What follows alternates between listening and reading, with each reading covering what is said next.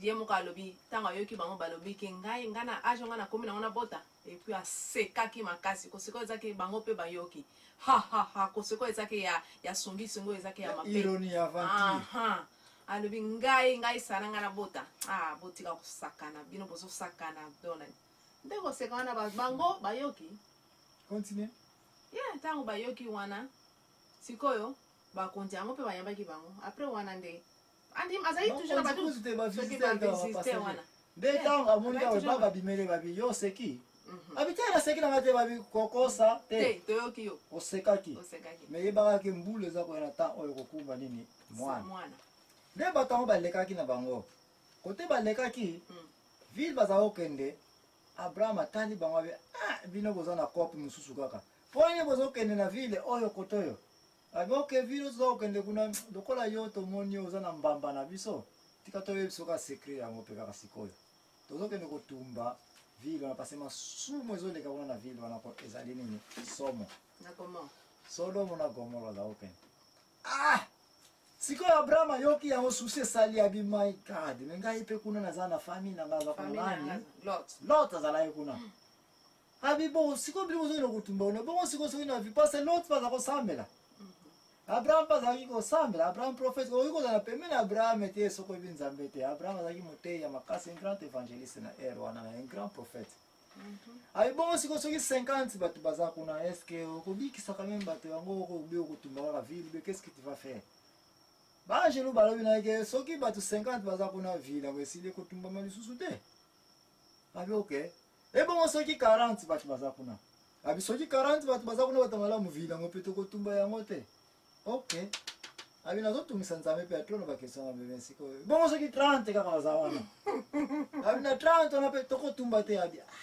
siko 30 ngo ba komona te me ville ngo pengana sepela kana ngo bande ko nga za wana bon soki 20 kaka baza wana abi soki 20 pe tokotumba te abi oh my god yeah shit bad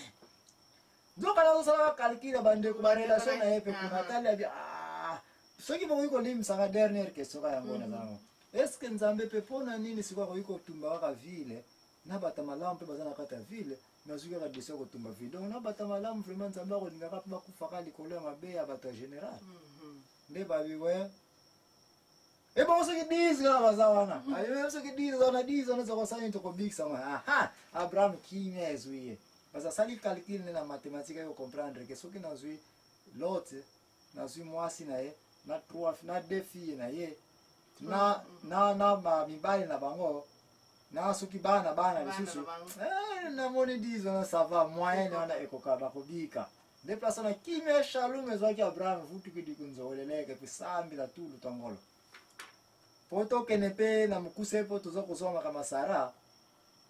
donc pona bande ko connaissance dabino déplacer wana na mukuse batu wana tamba kota kina kata ville wana ka ya nini ya Sodom na Gomora Lord suna misu na kusambela mulima mona kibanga baba antuko baza special ndai ambaye ona ndaku debele kaki wana mwasi aboyi babi bana ville wana mais banjelu bazui l'autre la ville kende yebisa bana na yo ya basi bazaki na ndako wana no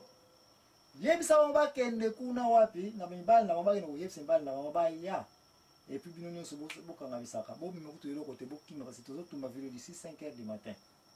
discussion ezalaki wana madame Lot aboyaki mpona nini po bomengo bazalaki na bango elekaki mingi bawolo badiama nyonso wana bazalaki nango yamonaki totikaka biloko na biso nyonso ezika kaka yango wana aboyaki